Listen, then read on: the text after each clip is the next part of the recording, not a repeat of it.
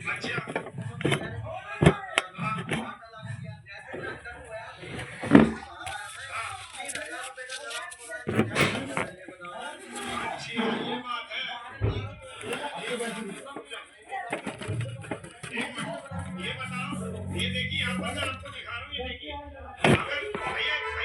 क्या बताते हैं, पुनर्जन्म नहीं होता, उसके लिए वो क्या परी देते हैं, वो क्या फर्क देते हैं, वो क्या परी देते हैं। परमात्मा सबको जन्म दे रहा है।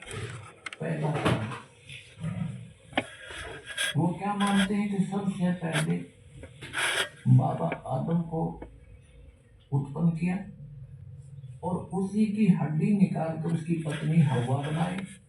उससे फिर वो कहते हैं सब मनुष्य उत्पन्न हुए। और ये मुसलमान भाई भी बाबा आदम को अपना प्रथम पुरुष मानते। जन्म के बारे में वो नहीं मानते, वो आपकी मृत्यु जैसी भी उस भगवान ने कर रखी है निर्धारित, वो हो जाएगी। उसके बाद आप कब्रों में दबा दिए जाओगे, ठीक।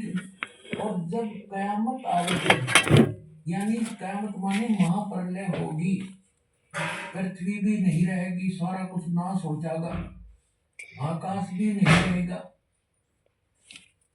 उस समय आप सभी को उन कब्रों से निकाला जाएगा और फिर जीवित किया जाएगा। जिन्होंने कुरान शरीफ के ज्ञानदाता की आज्ञा का पालन किया और उसके अनुसार भक्ति साधना उपासना करते रहे, वो तो जाएंगे जन्नत में। और जिन्होंने आज्ञा का पालन नहीं किया, जो विमुख रहे, जो वर्णन है परमात्मा निराकार है, उसको सबक किया है प्रथम उत्पत्ति में, आज तक सब उसको निराकार बता रहे। तो वो उस ईसाई धर्म और यहूदी धर्म के व्यक्तियों का दोष नहीं है, उसके पढ़ने वालों की त्रुटि है। ऐसे ही गीता जी के अंदर जो वर्णन है, ये श्री कृष्ण जी को सुप्रीम पावर मान रहे थे। गीता जी के अनुवाद करता और इसके विवेचन करता, इसको प्रवचन करता हमारे हिंदू धर्म के आचार्य। इसी प्रकार ये कुरान शरीफ के अंदर जो गुण रहस्य है, उसको ना समझकर तो मुसलमान धर्म के सभी लोग भ्रमित हैं। वो उनका दोष नहीं है, वो मुल्ला और काजियों का है, तो उनको समझ नहीं सके, ढंग से समझा नहीं सके। इन्होंने तो फाइनल कर दिया कि जो जन्म ईब-उब-ताब का होगा, मृत्यु हो जाएगी, कब्र में दबा दिए बस। उसके बाद कभी कयामत आएगी, आखिरत आएगी, आखिरत माने अंत आएगा, तो उस समय सबको एक वचन से वो अल्लाह जीवित कर देगा। फिर स्वर्ग में जाने वाले स्वर्ग में जाओ, नरक में नरक में फाइनल कर दिया, फिर कभी कुछ नहीं होगा। ये मानना है मुसलमान धर्म के व्यक्तियों का। पहले भी नहीं हुआ ऐसा, एक ही बार होगा, ये फाइनल होगा। अगर पहले कभी हुआ होता, जन्म भी फिर कयामत आई होती, तो पुनर्जन्म आपको हो गया। तो ये मानते नहीं पुनर्जन्म को, बिल्कुल नहीं मानते।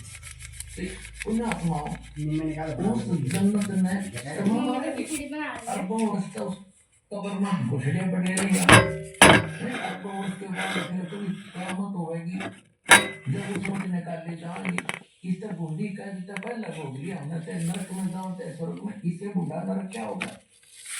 लेकिन वास्तविकता क्या है कि पुनर्जन्म होता है, कयामत से आती है।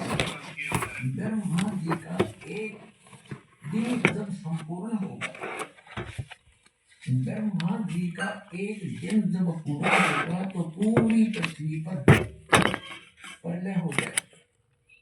इन तीनों लोकों में, स्वर्गलोक के, पृथ्वी लोक और पाताल लोक के सभी प्राणी नाश में आ जाएंगे।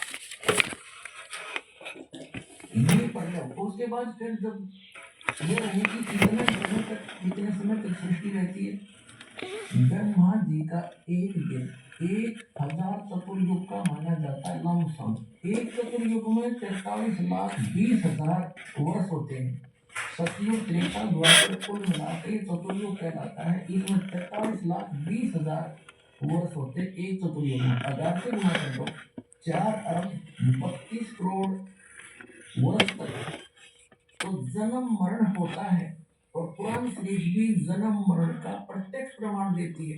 पहले तो आप इन्हें समझना पड़ेगा कि कुरान शरीफ के पढ़ने वाले आज तक नहीं समझ सके कुरान शरीफ में।